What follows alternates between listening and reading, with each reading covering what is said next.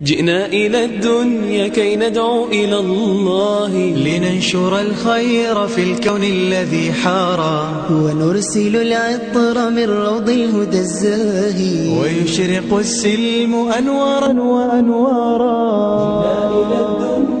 بسم الله الرحمن الرحيم. الحمد لله وكفى وسلام على عباده الذين اصطفى. أما بعد فأعوذ بالله من الشيطان الرجيم. بسم الله الرحمن الرحيم. الذين آتيناهم الكتاب يتلونه حق تلاوته أولئك يؤمنون به ومن يكفر به فأولئك هم الخاسرون.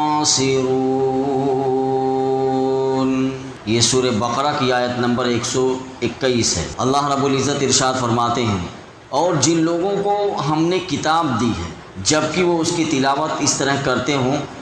جیسا اس کی تلاوت کا حق ہے، تو وہ لوگ ہی در حقیقت اس پر ایمان رکھتے ہیں، اور جو اس کا انکار کرتے ہوں تو ایسے لوگ ہی نقصان اٹھانے والے ہیں. بنی اسرائیل میں جہاں سرکش لوگوں کی ایک بہت بڑی تعداد تھی، وہاں بہت سے لوگ ایسے مخلص بھی تھے جنہوں نے تورات اور انجیل کو صرف پڑھا ہی نہیں تھا بلکہ اس کے تقاضوں پر عمل کرتے ہوئے حق کی ہر بات کو قبول کرنے کے لیے اپنے سینوں کو کشادہ رکھا تھا انہوں نے. چنانچہ جب ان کو حضور صلی اللہ علیہ وسلم کی دعوت پہنچی، یعنی ان کو پتہ چل گیا کہ آخری نبی کا ظہور ہو چکا ہے اور آخری نبی مدینہ منورہ میں آ چکے ہیں، تو انہوں نے کسی عناد کے بغیر اللہ کے رسول صلی اللہ علیہ وسلم کی دعوت کو قبول کر لیا.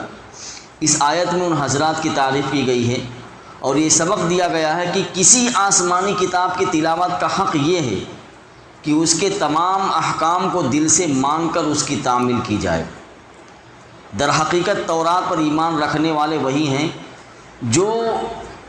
اس کے احکام کی تعمیل میں حضور صلی اللہ علیہ وسلم پر ایمان لاتے ہیں. یہ مفسرین نے اس کی تفسیر بیان کی ہے. تو اس آیت میں اللہ رب العزت نے دو باتیں بتلائی ہیں. نمبر ایک، جن لوگوں کو ہم نے کتاب دی ہے جبکہ اس کی تلاوت اس طرح کرتے ہیں جیسا کہ اس کی تلاوت کا حق ہے، تو وہ لوگ ہی در حقیقت اس کتاب پر ایمان رکھتے ہیں. اور دوسری بات، اور جو اس کا انکار کرتے ہوں تو ایسے ہی لوگ نقصان اٹھانے والے ہیں. اس آیت کی تفسیر میں ایک صحابی ہیں حضرت ابن عباس رضی اللہ عنہ، اور ایک صحابی ہیں حضرت ابن مسعود رضی اللہ عنہما.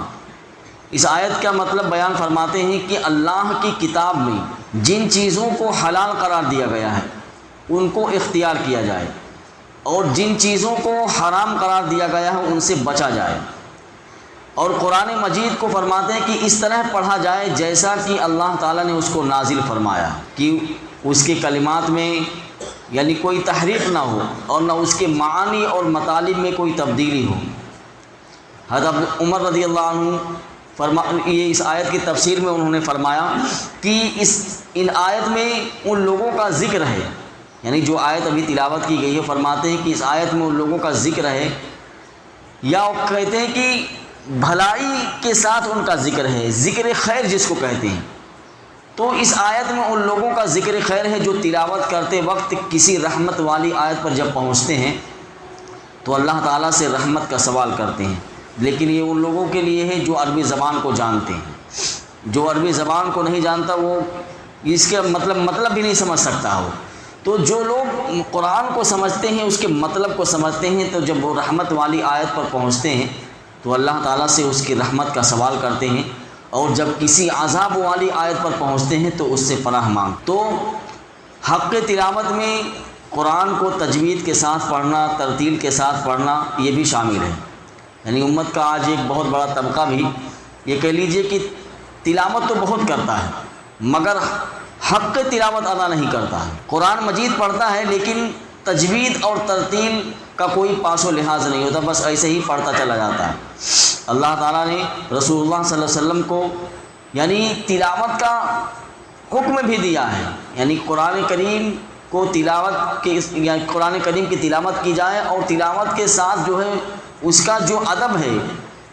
جس طریقے سے اللہ رب العزت نے اس کو نازل کیا ہے اس کو اللہ رب العزت نے بھی اپنے نبی کو بتایا۔ چنانچہ قرآن کریم کی دوسری آیت میں اللہ رب العزت فرماتے ہیں، یعنی قرآن کی تلاوت کے بارے میں خود اللہ رب العزت فرماتے ہیں کہ اس کی تلاوت کی جائے۔ اللہ رب العزت فرماتے ہیں 21ویں پارہ کی پہلی آیت ہے، اتل ما اوحی الیک من الکتاب واقم الصلاۃ، کہ اے پیغمبر جو کتاب تمہارے پاس وحی کے ذریعے بھیجی گئی ہے اس کی تلاوت کرو، اور قرآن کریم کو تجوید کے ساتھ ترتیل کے ساتھ پڑھنا۔ سورہ مزمل کی ایک آیت ہے، اس میں اللہ رب العزت نے فرمایا کہ ورتل القرآن ترتیلا، کہ اے نبی قرآن کو یعنی قرآن کی تلاوت جو ہے ترتیل کے ساتھ اطمینان کے ساتھ بالکل صاف صاف کیا کرو۔ تو ایک بات یہاں ایک سمجھ لیجئے کہ تلاوت کا لفظ جو ہے یہ قرآن کریم میں جہاں کہیں بھی آتا ہے یہ بہت جامع لفظ ہے۔ اصل میں تلا یتلو کے معنی آتے ہیں پڑھنا بھی، اور اس کے ایک دوسرے معنی بھی آتے ہیں۔ تلا یتلو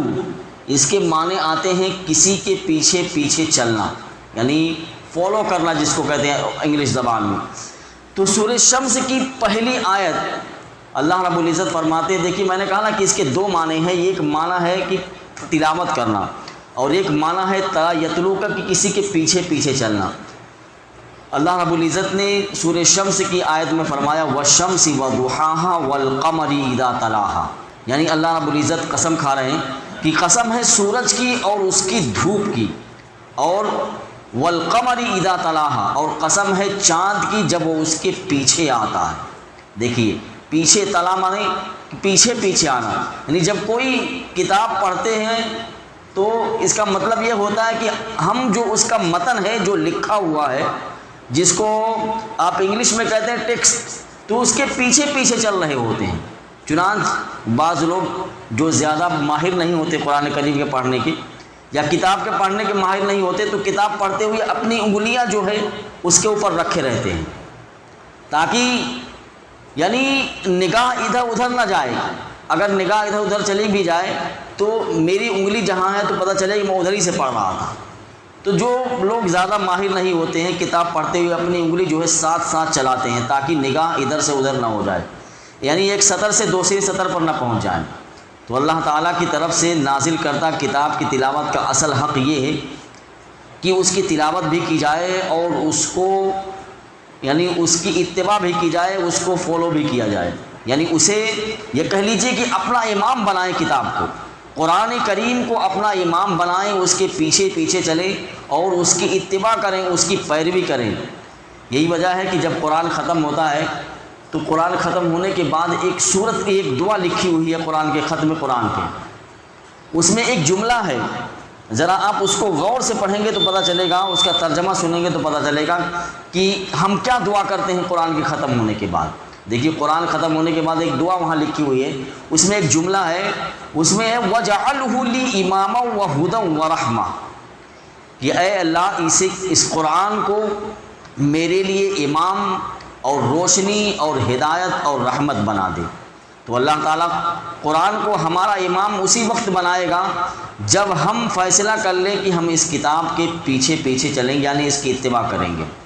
آگے اللہ رب العزت فرماتے ہیں اولئک یؤمنون بہ، یعنی جو لوگ اللہ کی کتاب کا تلاوت یعنی اللہ کی کتاب جو قرآن کریم ہے اس کی تلاوت کا حق ادا کریں اور اس کی پیروی بھی کریں، یعنی اس کے پیچھے پیچھے بھی چلیں اور اس کے احکام کو اپنی زندگی میں بسائیں،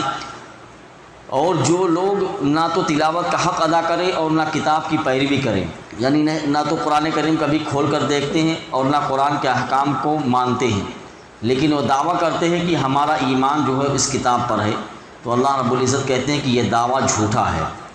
اور از روئے حدیث بھی ان کا دعویٰ جھوٹا ہے۔ اللہ کے رسول صلی اللہ علیہ وسلم کی ایک حدیث ہے، اللہ کے رسول صلی اللہ علیہ وسلم نے فرمایا ما آمن بالقرآن من استحل محارمہ، یعنی جس شخص نے قرآن کی حرام کردہ چیزوں کو اپنے لیے حلال کر لیا اس کا قرآن پر کوئی ایمان نہیں ہے۔